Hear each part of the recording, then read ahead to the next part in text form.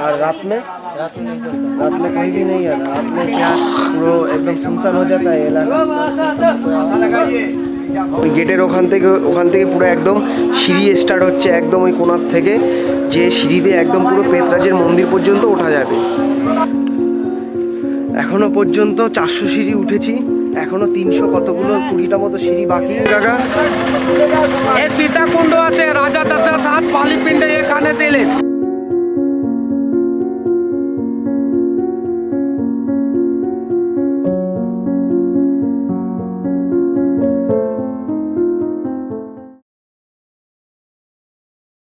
এখন সময় হয়েছে 8:24।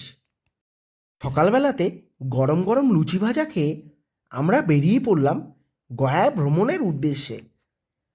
এখান থেকে আমাদের প্রথম জার্নি হবে সীতাকুণ্ড।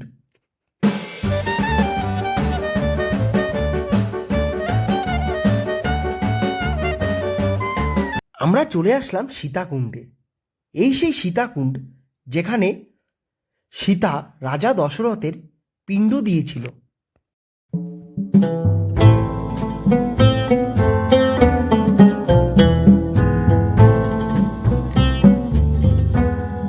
এই জায়গাটির নাম হলো সীতাকুণ্ড।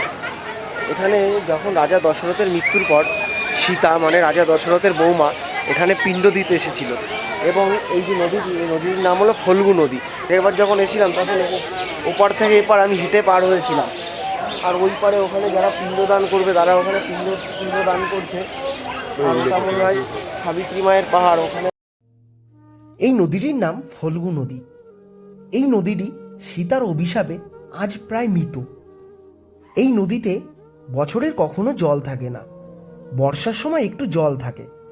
এখানে আপনারা তো জল দেখতে পাচ্ছেন, তার কারণ হলো এই নদীতে পার বাঁধিয়ে দেওয়া বাঁধের মাধ্যমে জল আটকে রাখা হয়েছে। রাজা দশরথের পিণ্ড দিতে যখন সীতা এসেছিল, পিণ্ড দেওয়ার পরে অসত্য বট একমাত্র সত্যি কথা বলেছিল রামকে যে সীতা পিণ্ড দিয়েছে। এছাড়াই ফল্গু নদী এবং তুলসী গাছ মিথ্যা কথা বলেছিল। তাই সীতা ফল্গু নদী ও তুলসী গাছকে অভিশাপ দিয়েছিল যে তুলসী গাছ যেখানে সেখানে জন্মাবে, এমনকি কুকুরে পেচ্ছাপ করলেও সেখানে তুলসী গাছ হবে, এবং ফল্গু নদীতে কখনো জল থাকবে না, ফল্গু নদীর জল শুকিয়ে যাবে। তখন থেকে আবার আমাদের গন্তব্য প্রেতশিলা পাহাড়। এই সেই প্রেতশিলা পাহাড় যাকে ভুতুড়ে পাহাড় বলা হয়। দূরে আবছা আবছা যে পাহাড়টি দেখা যাচ্ছে ওটাই হলো সেই প্রেত পাহাড়। গয়ার দ্বিতীয় সাইট সিনে প্রেতশিলা পেতরাজের মন্দির। এখানে যারা অপঘাতে মৃত্যু হয় তাদেরকে এখানে প্রথমে গয়াতে পিণ্ড দিতে হয়, তারপর গয়াতে পিণ্ড দিয়ে এখানে এসে তাদের আবার পাহাড়ের উপর উঠে সেই পিণ্ড পেতরাজের মন্দিরে প্রদান করতে হয়। তো আমরা এখন সেই পেতরাজের মন্দিরের ওপরেই উঠবো, পাহাড়ের ওপরেই উঠবো। তো এটা হচ্ছে প্রেতশিলা মন্দিরের, প্রেতশিলা মন্দিরের পাশেই রয়েছে একটি সরোবর। আপনারা চাইলে এই সরোবরে স্নান কমপ্লিট করে নিতে পারেন। এখানে একজন পিণ্ডর জন্য মন্ত্র পড়াচ্ছে। এই যে পুরো এই গেট, ওই গেটের ওখান থেকে পুরো একদম সিঁড়ি স্টার্ট হচ্ছে একদম ওই কোণার থেকে, যে সিঁড়ি দিয়ে একদম পুরো পেতরাজের মন্দির পর্যন্ত ওঠা যাবে। এখান থেকে পেতশিলার সিঁড়ি টোটাল 720টা সিঁড়ি আছে, একদম ওপর পর্যন্ত উঠে গেছে। তো প্রেতশিলা পাহাড়ে ওঠার প্রথমেই দেখা মিলল মা কালী মন্দিরের সাথে বজরংবলী, শিব ঠাকুর এবং আরও অনেক দেবদেবীর। সময় হয়েছে 10:13। আমরা পাহাড়ে ওঠা শুরু করলাম। আপনি যদি হিন্দু ধর্মের লোক হয়ে থাকেন এবং যদি কোনো তীর্থ নাও করেন, তাহলেও আপনাকে একবার না একবার গয়া তীর্থ করতে হবে। কেননা এখানে আসতে হবে আপনাদের পরিবারে যারা মারা গেছে তাদেরকে উদ্ধার করার জন্য। আর যারা অপঘাতে মারা গেছে তাদেরকে আপনাদের এই প্রেতশিলা পাহাড়ে এসে পিণ্ড দিতে হবে।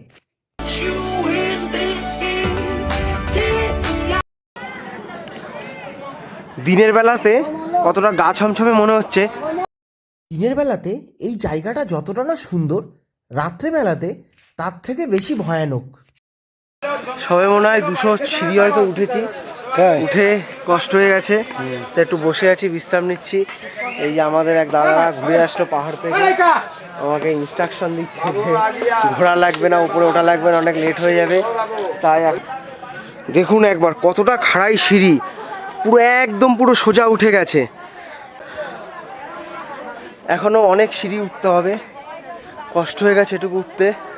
এই প্রেত পাহাড়ের নামে একটি কথা কথিত আছে, আপনি যদি আপনার পরিবারের কারোর পিণ্ড দিতে এখানে আসেন, তাহলে তাদের আত্মা আপনার হাতের থেকে সেই পিণ্ড হাত বাড়িয়ে নিয়ে চলে যায়। আপনারা যারা হেঁটে উঠতে পারবেন না তাদের জন্যে পালকির ব্যবস্থা আছে, জনপ্রতি 600 টাকা। यहाँ पे कहावत है कि अगर पिंडो हाथ में लेते हैं तो पिंडो ले जाता है, ऐसा कि कोई सजबत है क्या यहाँ पे? तो यहाँ पे सिर्फ कहावत है, नहीं तो क्या होता है यहाँ पे? यहाँ पे अकाल मृत्यु हो गया, कोई एक्सीडेंट हो गया, कोई हो गया, कोई मोटरसाइकिल मतलब पिंडो अगर हाथ में लेता है तो पिंडो उठा कर ले जाता है वो कोई प्रेतात्मा, ऐसा कोई सचबच है क्या? ऐसा क्या होता है या क्या सुबह में इतना लोग है, शाम में भी इतना लोग आते हैं और रात में नहीं चलता। रात में कहीं भी नहीं आता? रात में क्या पूरा एकदम सुनसान हो जाता है इलाका?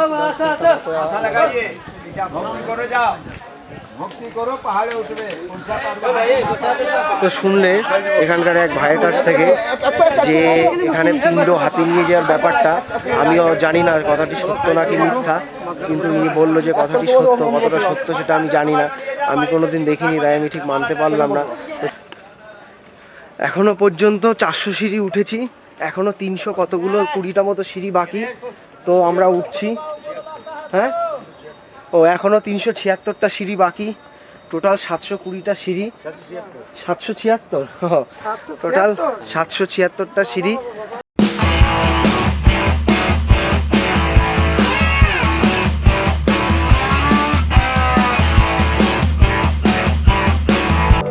নিচের থেকে এতটা উপরে উঠে আসলাম, একদম পুরো খাড়াই সিঁড়ি দেখতে পাচ্ছেন। ওই যে পাহাড় দূরে দূরে, অনেকটা প্রায় শেষের মাথায় চলে এসেছি, আর অল্প একটু পথ আছে, আর বেশি নেই। ওই যে দূরে দেখতে পাচ্ছ ওখানেই পেতরাজের মন্দির। অবশেষে পেতরাজের মন্দিরে চলে আসলাম, উঠেই কালীমায়ের মন্দিরের দেখা পেলাম। ফাইনালি দেখছিলাম পেতরাজের মন্দিরের উপরে উঠে আসলাম, প্রচণ্ড কষ্ট হয়ে গেছে উঠতে। এই আমার আশেপাশে এগুলো সবই হচ্ছে পেতরাজের মন্দিরের থেকে। দেখা যাক আমি ড্রোনটা ওড়াতে পারি কিনা। তো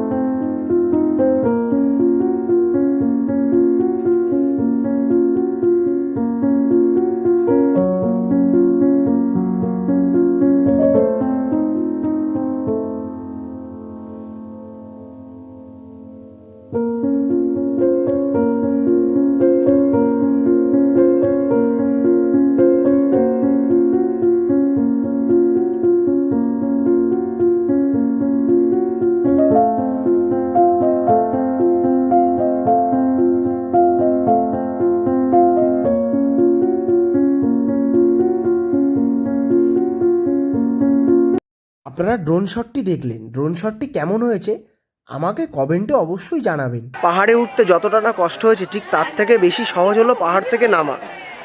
অনেকটা পথ নেমে গেছি কিন্তু কোনো কষ্টই হয়নি, একদম দেখতে দেখতে। উঠতে সময় লেগেছিল প্রায় 40 মিনিট, এখন নামতে সময় লাগলো 5 মিনিট।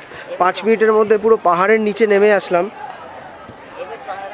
এখানে কথিত আছে যে পিণ্ড মানে যারা অপঘাতে যাদের মৃত্যু হয়, তারা এখানে প্রথমে গয়াতে পিণ্ড দেয়, গয়াতে পিণ্ড দিয়ে তারপরে এখানে তারা পিণ্ড দিতে আসে।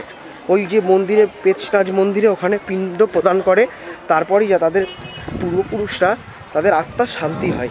নেমে আসলাম, এখন আশেপাশটা দেখছেন অনেক লোকে ভরে গেছে, প্রথমে এত লোক ছিল না।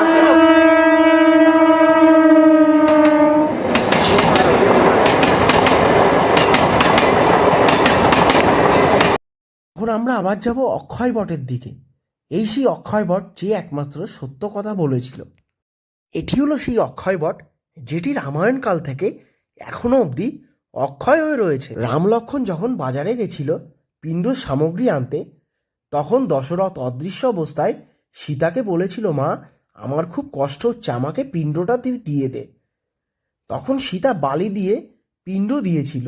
রাম যখন বাজার সেরে এসেছিল তখন সীতা সব কথা খুলে বললে রাম বিশ্বাস করতে চায়নি। তখন সীতা বলেছিল, আমার সাক্ষী আছে এই ফল্গু নদী, অক্ষয় বট এবং তুলসী গাছ। ফল্গু নদী ও তুলসী গাছ মিথ্যা কথা বলেছিল এবং এই অক্ষয় বট সত্য বলেছিল। তো ফাইনালি গয়ার কিছু সাইট সিন করে ঘুরে ঘুরে আমরা চলে আসলাম। আমরা ওখানে বিষ্ণু মন্দির গেছিলাম, যেখানে গয়ার পিণ্ড দিচ্ছিল। তো ওখানে ক্যামেরা ফোন নিয়ে কিছু ঢোকা যায় না বলে মানে কোনো ঢুকতে পারিনি। তো এখন আমরা এখানে এসেছি, এখন একটু ফ্রেশ হবো, স্নান করবো, স্নান করে খাওয়া দাওয়া করবো। খাওয়া দাওয়া করে আবার আমরা আমাদের গাড়ি ছেড়ে আমরা কালকে এলাহাবাদে পৌঁছাবো। তো এলাহাবাদের দূরত্ব এখান থেকে মোটামুটি 600 থেকে 650 কিলোমিটারের মধ্যে। তো আমরা দেখা যায় কালে কখন এলাহাবাদে পৌঁছায়। তো আপনারা ভিডিওটির সাথেই থাকুন, ভিডিওটি দেখতে থাকুন, আপনাদের প্রত্যেকটি ভিডিও খুবই ভালো লাগবে দেখতে। এবং আমরা যে গয়ার সাইট সিনের জন্য এখানে পেটশিলা, সাবিত্রী পাহাড় সমস্ত কিছু দেখেছি। তো এই জন্য আমাদের টাকা লেগেছে হচ্ছে 100 টাকা করে পার হেড লেগেছে আমাদের প্রত্যেকের ভাড়া। তো আপনারা আমাদের ভিডিওটি দেখতে থাকুন। তো আমাদের দুপুরবেলাতে আজকে খাওয়া দাওয়া হয়ে গেল। এখন আমরা খাওয়া দাওয়া করে এখন আমরা আবার আমাদের বাসের দিকে যাব। তো বাসের থেকে আবার সেখান থেকে আমরা কালকে সকালবেলা এলাহাবাদ ত্রিবেণী সঙ্গমে পৌঁছাবো। আমরা এখন গয়ার থেকে বেরিয়ে যেতে চলেছি। এখান থেকে আমরা যাব এলাহাবাদ। আজকের মতো ভিডিওটি এখানেই শেষ করছি। ভিডিওটি যদি ভালো লেগে থাকে চ্যানেলটি সাবস্ক্রাইব করে অবশ্যই আমাদের পাশে থাকবেন এবং কমেন্টে জানাবেন ভিডিওটি কেমন হয়েছে।